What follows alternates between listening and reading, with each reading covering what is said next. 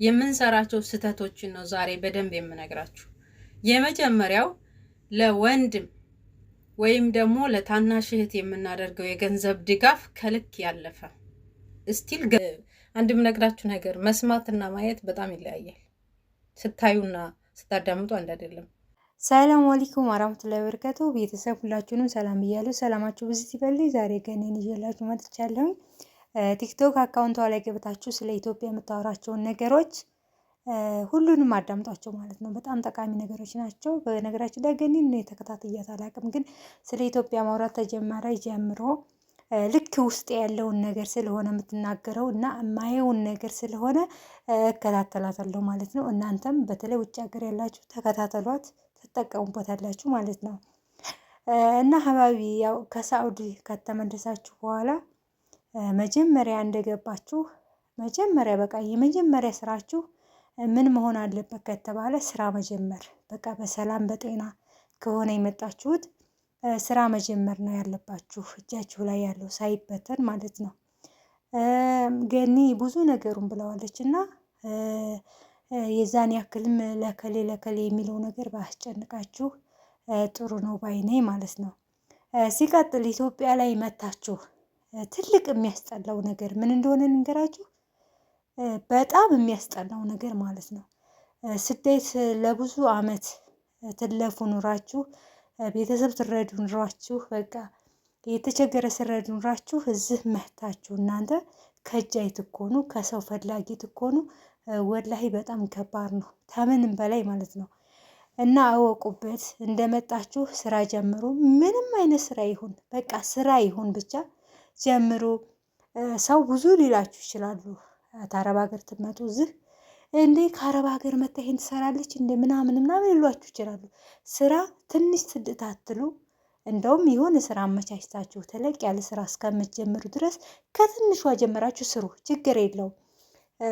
ለምሳሌ ሽንኩርት ተራ ቢያዋችሁ ወይኔ 10 አመት ተቀምጣ ሳውዲ አረቢያ ሽንኩርት ተራ መልሳ ይሏችኋል ማለት ነው። ስለዚህ ስለ ሰው መባል ሲቀጥል ማለት ነው ሳውዲ አረቢያ ያላችሁ እህቶች ኢትዮጵያ ላሉ ወንድሞቻችሁ ብር መላክ ማለት በጣም ጥሩ አይደለም። በቃ ለእነሱ የሚጠቅማቸው ነገር አይደለም፣ መጨረሻ ይጎዳቸዋል። ምክንያቱም ገንዘብ እንዴት ተለፍቶ እንደሚገኝ አያውቁትም። ገባቸው አይደለ? እንደዛ ስለሆነ እናንተ ተምልኩላቸው ገንዘብ ይልቅ እነሱ ደክመው ለፍተው ያፈሩት ገንዘብ ለወደፊቱ ዘለቄታ አለው ማለት ነው። ስለዚህ እናንተም አረብ ለፍታችሁ ወንድሞቻችሁንም ገላችሁ መኖሩ ጥሩ አይደለም። ብር አላግባብ ለወንድም መላክ ማለት በቃ ያልሆነ ቦታ ዋል ማለት ነው። ሁላችሁም ቤተሰብ ስትረዱ ራሳችሁን በማይጎዳ መልኩ ቢሆን የተሻለ ነው ብዬ አስባለሁኝ። ሲቀጥል ከስደት ወደ ሀገራችሁ ስትመለሱ በቃ ምንም ነገር ቢፈጠርብኝ እኖራለሁ ብላችሁ ራሳችሁን አሳምናችሁ መምጣት አለባችሁ። ኧረ የኛ ጉዳይ አልቅም። ከስደት የምትመለሱ ላጤ እህቶች ማለት ነው ያላገባችሁ እንደገባችሁ በቃ ባል ማአት ነው። ያም ላግባ ይሄም ላግባ በቃ ይላችኋል። ትንሹም ትልቁ ላግባ ነው። እድሜዋ ስንት ነው? መልኳ እንዴት አለ ነው? ድኗ ምንድን ነው? ጭራሽ አትጠይቂም። በቃ ላግባ። ምክንያቱም ምን መሰላችሁ ይዛ መታለች አላት ስለሚባል ማለት ነው ይባላል። ከዛ አንዱን ትመርጫለሽ፣ ታገቢያለሽ። ከዛ ይገባል። ከዛ አንቺም እንግዲህ ልታረጊም ትችያለሽ። እንደው ጉድ እኮ ነው ወላሂ ላዚም። ከዛ በኋላ ትንሽ የተወሰነ ያይሻል። ቢያይሽ ምንም ነገር ካለለሽ ወይም ምንም ነገር ካልሰጠሽው ምን ያደርጋል መሰለሽ? የሴትዮ ልጅ ጥሎሽ ይሄዳል። አንቺ ታረገሽም ልጅሽን ይዘሽ ቤትሽ ቁጭ ትያለሽ ማለት ነው። እንደዚህ ነው። ስለዚህ 30 ጊዜ ቁጭ አድርገዋችሁ ሂዱ። ልጆቻችሁን ራሳችሁ አሳድጉ። ምንም ችግር የለውም። ገንዘብ አትስጡ። ብዙ እህቶች ገንዘብ እየሰጡ ተበልተዋል።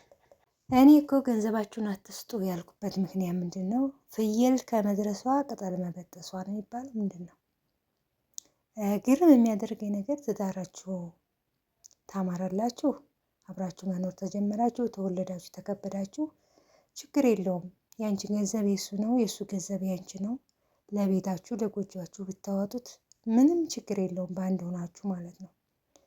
ግን እነዚህ አንዳንድ ወንዶች ማለት ነው፣ ሁሉንም ወንዶች እንደዚህ አይነት ወንዶች በነገራችን ላይ ሁሉንም ወንዶች እያሰደቡ ነው አሁን የቸገረው ማለት ነው።